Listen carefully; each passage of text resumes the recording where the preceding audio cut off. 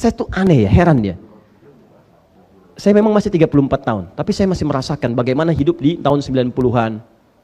Itu tuh nggak ada yang seperti ini, saling tuduh, saling cela, itu biasa aja. Zaman Kota Rominami itu, setiap baja hitam. Nggak ada yang kayak gini. Baja hitam RX, baja hitam Bio, tendangan maut, pedang matahari, belalang tempur, nggak ada yang kayak gini. Zaman Senseiya, ya Seiyu, Riki, debu-debu Intan, nggak ada yang kayak gini. Betul, saya katakan. Zaman Sailor Moon, Doraemon, Pokemon kekinian lah, gitu ya. Itu nggak ada yang kayak gini. Apalagi Dragon Ball, Son Goku, Son Gohan, penulisnya Yusuke Watanabe, saya paham saya. Anda aja belum tentu tahu. Saya hampir nggak pernah nonton begituan. Ya. Tapi saya baca tuh tahu. Ya. Nggak pernah. Zaman Del Piero, majalah Bobo disebutkan di situ 1 kali napas 2.000 rupiah. Nggak ada yang kayak gini. Demi Allah saya katakan nggak ada. Nggak ada orang ribut-ribut begini, celah ini, celah itu. Demi Allah tenang itu kehidupan. Makanya saya suka bingung. Ini tiba-tiba 2000-an ke sini, kenapa pada ramai begini? Asalnya dari mana gitu? Dari mana gitu? Siapa yang mengajarkan? Apa keinginannya? Nah, tapi tetap kita pun tidak boleh berprasangka buruk. Kalau kita sama-sama berprasangka buruk, apa bedanya? Makanya saya katakan sudah, kalau ada yang demikian, jangan disoal. Maafkan dan doakan. Tugas kita bukan paksa orang. Kalau dicela nggak apa-apa. Terima celaan itu, kalau baik evaluasi. Kalau benar itu evaluasi diri. Tapi kalau salah itu, kemudian tidak harus merespon dengan yang buruk. Maafkan, dan itu resiko masing-masing. Dan itulah dakwah. Tapi saya ingatkan, kalau ada yang belajar seperti itu, belajar tapi senang mencela orang, nyalahin orang, debat orang, dan sebagainya, maka lihat baik-baik kata Nabi, huwa finnar. Orang itu sedang mengurangi pahalanya dan tempatnya di neraka. Auliyasrifa wujuhan nas ilaih. Atau dia belajar cita-cita jadi ustadz supaya yang populer, dan kemudian dengan popularitasnya dia kumpulkan jamaah, dia arahkan kepada dirinya saja dan nggak boleh belajar dengan orang lain. Hadisnya ada. Auliyasrifa wujuhan nas ilaih. Dia ngajar orang belajar pengetahuan sampai jadi ustadz supaya orang berpaling ke dia aja, bukan pada yang lain. Belajar dengan saya aja, yang lain salah. Yang lain nanti terperosok kepada bid'ah. Padahal Anda pun belum mengerti apa itu bid'ah. Tapi Anda dijaga, diterangin versinya aja. Dan dijaga sampai di situ supaya tidak belajar dengan yang lainnya. Tidak menambah wawasan Anda, tidak menambah pengetahuan Anda. Itu kan bertentangan dengan Quran langsung. Quran mengajak kita untuk banyak belajar. Anda dibatasi pelajaran Anda. Nabi mengajak Anda menambah wawasan. Anda diminta belajar pada itu aja, jangan pada yang lain. Sedangkan sifat manusia tidak sempurna. Bagaimana kalau satu orang itu salah berijtihad, maka semua akan salah. Ini yang jadi bahaya. Jika ada yang seperti itu, maka tempatnya di neraka. Dan kelak di Al-Ahzab disebutkan, muridnya akan mengadu kepada Allah. Awas, akan mengadu. Kalau dia pejabat, ngadu. Kalau dia ustadz, ngadu. Ya Allah, timpakan azab kepadanya 2 kali lipat karena dia saya salah. Kalau dia pejabat, maka karyawan mengadu. Ya Allah, timpakan kepadanya 2 kali lipat. Ya Allah, karena dengan petunjuk dia saya salah. Saya dipaksa berbuat maksiat. Saya ikut tuh karena dia. Saya diminta gini, saya belikan tiket yang palsu, tuliskan yang palsu. Ya Allah, saya tidak punya kekuatan saat itu. Kalau saya masuk neraka sekarang, timpakan kepada dia 2 kali lipat. Termasuk guru yang seperti itu. Huwa finnar, kata Nabi. Guru di neraka. Nah, maka seperti itu. Jadi kalau gurunya sudah banyak mencela, maka otomatis muridnya pun akan pandai mencela. Ya. Itu yang paling bahaya. Jelas ya? Nah, saya tidak sedang menyoal siapapun, tidak. Saya ingin menjelaskan fungsi keterangan Nabi. Kalau Anda keberatan, silahkan tanyakan pada Nabi. Yang paling bahaya itu Anda belajar Quran dengan sunnah, tapi Anda melanggar ketentuan Quran dan sunnah. Pertanyaan saya, yang Anda pelajari apa? Apa? Pernah satu ketika saya disebut sesat. Wong sesat. Apa di antara kesesatannya? Ini ustadz yang membenarkan kunut. Innalillahi wa inna ilaihi raji'un. Saya cuma menyampaikan secara objektif karena kita diamali pengetahuan. Saya ini subuh saya tidak kunut. Saya kunut nazilah. Tapi kalau saya diundang kemudian di masyarakat itu kunut subuh, saya pimpin dengan kunut. Itulah keteladanan dari imam-imam kita sebelumnya. Karena yang kunut ada dalilnya, saya terangkan dalilnya. Yang tidak kunut ada dalilnya, ini dalilnya. Yang tidak kunut menyebut yang kunut bid'ah, saya jelaskan hadisnya begini. Maksud kalimat bid'ah itu begini. Saya tuliskan semuanya. Anda tahu apa yang terjadi? Sekelompok orang datang, karena dia tidak kunut, dia menyoal yang lain itu yang kunut salah semua, bid'ah. Kalau bid'ah itu sesat, kalau sesat itu neraka. Disebutlah saya kemudian sebagai Ustadz Wong sesat. Apa Anda tidak tahu kalau Al-Hasan itu cucunya Nabi diajari doa kunut? Apa Anda tidak tahu bahwa Ibnu Umar itu kunut? Tuh, sampai bersin, alhamdulillah. Apa Anda tidak tahu kalau Imam Asy-Syafi'i itu kunut? Sedangkan Imam Asy-Syafi'i imam besar, mulia, kitabnya banyak. Gurunya Imam Ahmad bin Hanbal. Imam Ahmad bin Hanbal itu muridnya Imam Asy-Syafi'i. Mazhab Imam Ahmad bin Hanbal menyebar sampai punya murid. Kemudian ada Ibnu Taimiyah, Ibnu Qayyim Al-Jauziyah. Kekinian kemudian Syekh Nasruddin Al-Albani. Muhammad Nasruddin Al-Albani itu mazhab di antaranya Hambali. Diambil oleh beliau banyak. Imam Ahmad bin Hanbal itu muridnya Imam Asy-Syafi'i, menyanjung Imam Asy-Syafi'i. Cuma pilihan dengan gurunya dalam kunut berbeda, tapi tidak pernah menyebut Imam Syafi'i bid'ah. Enggak pernah. Dan silahkan cek, gak ada dalam zaman sahabat yang kunut dengan yang tidak saling menyalahkan, bahkan mencela dan sebagainya. Pada zaman imam gak ada. Antum kenal Imam Syafi'i? Oh iya, belakang ada yang kenal tuh. Wah biasa. Tuh, Imam Syafi'i datang ke majelisnya Imam Abu Hanifah. Imam Abu Hanifah sudah wafat. Jadi Imam Abu Hanifah itu wafat di tahun Imam Syafi'i lahir, 150 Hijrah. Yang ada di antara murid-muridnya, begitu datang ke sana dengan murid-murid Imam Syafi'i, subuh dimintalah beliau jadi imam. Muridnya mengatakan pendapat kita unggul nih. Karena kunut, Imam Abu Hanifah enggak kunut, mazhabnya tidak kunut. Bahkan murid-muridnya enggak kunut. Tapi begitu beliau salat subuh, ternyata Imam Asy-Syafi'i tidak kunut. Bayangkan. Tidak kunut. Begitu selesai salam dan seterusnya, muridnya tanya, "Guru, kenapa Anda tidak kunut? Mazhab kita kan kunut." Apa kata Imam Asy-Syafi'i? "Saya menghormati pendapat Al-Imam Abu Hanifah rahimahullah yang berlaku di sini." Imam Asy-Syafi'i kunut. Datang dengan Imam Ahmad bin Hanbal. Begitu sholat di tempatnya Imam Ahmad bin Hanbal, muridnya mempersilahkan guru, silahkan untuk memuliakan gurunya. Kata Imam Asy-Syafi'i, tempat di sini lebih tahu dengan suaramu. Maksudnya kebiasaan sholatnya ngikuti kebiasaan kamu, jangan saya yang jadi imam. Itu fikihnya. Jadi kalau Anda datang ke tempat mazhab yang lain, Anda belajar fikih mazhab itu, bukan orang itu disuruh ngikuti mazhab Anda. Salah. Saya di Indonesia, nggak ada mazhab di sini. Maksudnya banyak nih, ada yang Syafi'i, ada yang Hambali, ada yang macam-macam. Kita pelajari. Saya diundang ke Malaysia, di sana mazhab Syafi'i. Maka saya belajar mazhab Syafi'i. Bukan orang Malaysia saya suruh belajar mazhab saya. Bukan seperti itu caranya. Maka kata Imam Syafi'i, Anda yang imam. Begitu beliau imam, beliau nggak kunut. Dan Imam Syafi'i pun tidak kunut. Makmum di belakang muridnya tidak kunut. Dan yang paling hebat, setelah Imam Ahmad salam, Imam Syafi'i tidak sujud sahwi. Tuh. Jadi nggak pernah, jadi Anda pun yang biasa kunut, biasa aja kalau Anda jadi ada makmum, imamnya nggak kunut, Anda nggak usah marah. Ini tiba-tiba imamnya selesai, sujud sahwi. Ada lagi yang aneh juga, sama juga begitu, nggak jauh beda kelakuannya. Imamnya kunut, makmumnya kan harusnya ngikutin. Ya, kan kata Nabi, "Innama ju'ilal imamu liyutamma bihi." Imam dijadikan untuk diikuti. Awas, jadi kalau imamnya sujud, Anda jangan ruku. Imam sujud, Anda sujud. Imam kunut, Anda kunut. Di ketika imam mengatakan Allahumma hdina fiman hadait, imma Anda ikuti atau Anda aminkan.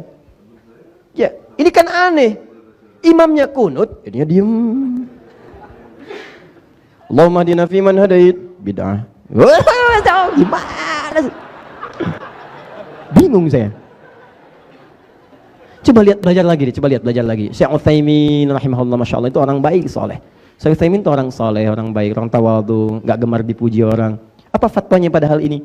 Ketika Anda tidak kunut dan sholat di belakang orang kunut, maka Anda mengaminkan, ikut kunut. Coba kalau benar belajarnya tuh seperti itu. Nah, ini yang agak heran itu. Ini kan saya pernah terangkan dalam, nanti satu saat kita ngambil bab fikih ikhtilaf.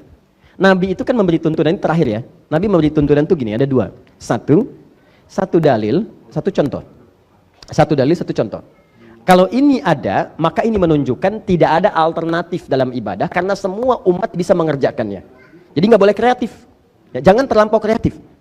Misal, takbir nih. Takbir itu satu contoh, satu dalil. Ucapkan Allahu Akbar. Kata Nabi, fayaqulu, maka dia ucapkan Allahu Akbar. Allahu Akbar. Jelas sekali. Contoh jelas, dalil jelas. Kenapa tidak ada alternatif? Karena semua umat bisa mengerjakannya. Jadi Anda nggak usah kreatif. Tiba-tiba Anda sholat, Allahur Rahman. Kenapa nggak Allahu Akbar, Pak? Itu keseringan dari dulu begitu. Karena nama Allah banyak. Dalilnya Quran surah 17 ayat 110. Qulidullah awin Ar-Rahman. Sebut nama Allah atau Ar-Rahman. Ini yang benar Nabi atau orang ini terlampau soleh? Jadi kalaupun dia punya pendapat bertentangan dengan dalil, pendapat bertentangan dengan contoh Nabi, maka tepikan pendapat itu walaupun dia memukau. Tepikan. Jelas? Karena satu dalil, satu cara menunjukkan tidak ada alternatif yang lain. Jelas? Dua, ada sifatnya contoh, banyak dalilnya beragam.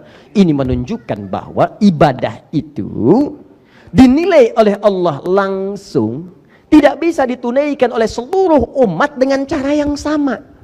Makanya diberikan kemudian variasi, ragam. Tidak ada perubahan dalam maknanya, cuma caranya berbeda karena tidak setiap orang bisa mengerjakan dengan cara yang sama. Atau terjadi satu situasi tertentu, dengan situasi itu ada variasi dalam amalan. Ada yang sifatnya bacaan, ada. Ada yang sifatnya gerakan, banyak. Ya. Bacaan misalnya, riwayat Al-Quran aja cara bacanya bukan satu, ada 7 riwayat yang mutawatir. Tambah 3 yang masyhur, tambah 4 yang syadz, 14 riwayat. Yang dibaca dalam sholat bisa 7 riwayat. 7 riwayat ini yang kita baca hafaz dari Asim. Ya. Bismillahirrahmanirrahim. Alhamdulillahi rabbil alamin. Arrahmanirrahim. Maliki yaumiddin. Maliki yaumiddin. Hafaz dari Asim. Tapi qalun Warsh dari Nafi' membaca dengan pendek. Maliki yaumiddin. Maliki yaumiddin. Ada. Apakah merubah arti makna? Tidak, menambah keluasan keagungan Allah Subhanahu wa taala. Beda baca. Itu masih biasa. Yang paling dahsyat begitu masuk ihdinas siratal mustaqim. Ihdinas siratal mustaqim. Kita pakai sad, hafazan Asim. Tapi qalun dengan Warsh ada menggunakan sin. Wajah di antara wujuh qiraat qalun Warsh pakai sin. Ihdinas siratal mustaqim. Ihdinas siratal mustaqim. Sin. Qunbul pakai zai, murid Ibnu Katsir. Ihdinas siratal mustaqim. Ihdinas siratal mustaqim. Pakai zai. Dahsyat enggak tuh? Ada yang sad, ada yang sin, ada yang zai. Apakah merubah arti? Tidak. Lantas kenapa sad pindah ke sin? Karena ada orang Arab yang lisannya nggak bisa sad. Begitu disebutkan sad, sin. Sad, sin. Utlubul ilma walau bisin. Utlubul ilma walau bisad. Sad, sin, sad, sin, sin, sad. Oh. Jadi kalau Anda paksa sampai kiamat kurang 2 hari, susah dia. Sehari lagi buat taubat, ngapain paksa orang? Ada yang nggak bisa sad, nggak bisa sin, zai. Pak ya, ihdinas siratal mustaqim, ihdinas siratal mustaqim. Sad, zai. Astagfirullahaladzim. Sad, zai. Sabun, zabun. Tuh.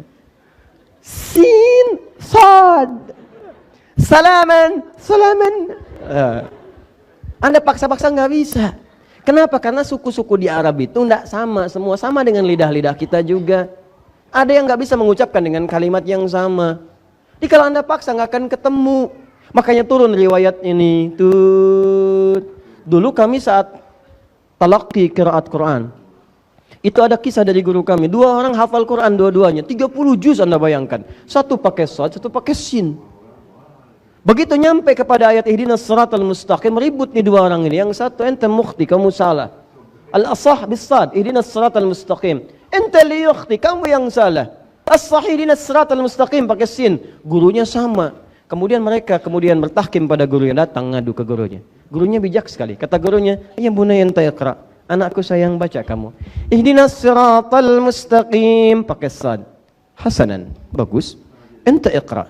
Ihdinas siratal mustaqim pakai sin. 1 sad 2 sin. Hasanan, bagus. Kilakuma mukhtian. Kalian berdua salah. As-sahih ihdinas siratal mustaqim pakai zai.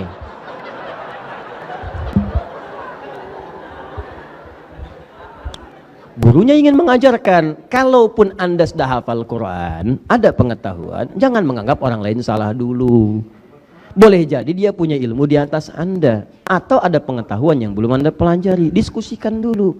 Kalau sudah ketemu di situ Anda unggul, jangan bangga. Karena membanggakan pada yang tidak punya, itu terlampau ketinggian.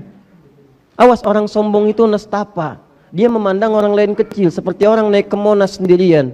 Dia anggap 10 juta orang di bawah kecil semua. Dia nggak sadar 10 juta di bawah anggap dia kecil juga di atas. Dan dia cuma satu orang. Paham? Jangan kalah lah. Kalau sudah sombong ketinggalan sama tukang pancing. Tukang pancing lebih jagoan. 3 orang mancing, Bu. Sombong mau mancing. Yang satu mengatakan, nih umpan saya nih. Begitu saya celupin ke air, ikannya langsung pada nongol. Masya Allah. Yang kedua diam aja. Begitu dia mau nyiapkan umpan, kata yang kedua, nih umpan saya. Baru saya giniin, ikannya udah naik ke atas. Jadi dilempar om, ini ya. Yang ketiga tenang aja kan. Yang dua bingung. Kamu gimana? Kata yang ketiga, saya kalau mancing hari Sabtu, hari Jumat ikan datang ke rumah. Cuman buat nanya aja, besok mancing nggak? Nggak ada kerjaan lah kalau sombong itu. Nggak ada kerjaan. Nah, kalau terbukti orang yang salah, jangan mencela. Maafkan. Dan belajar sama-sama. Jelas ya? Nah, kalau seperti itu indah. Itulah anugerah terindah yang kita miliki.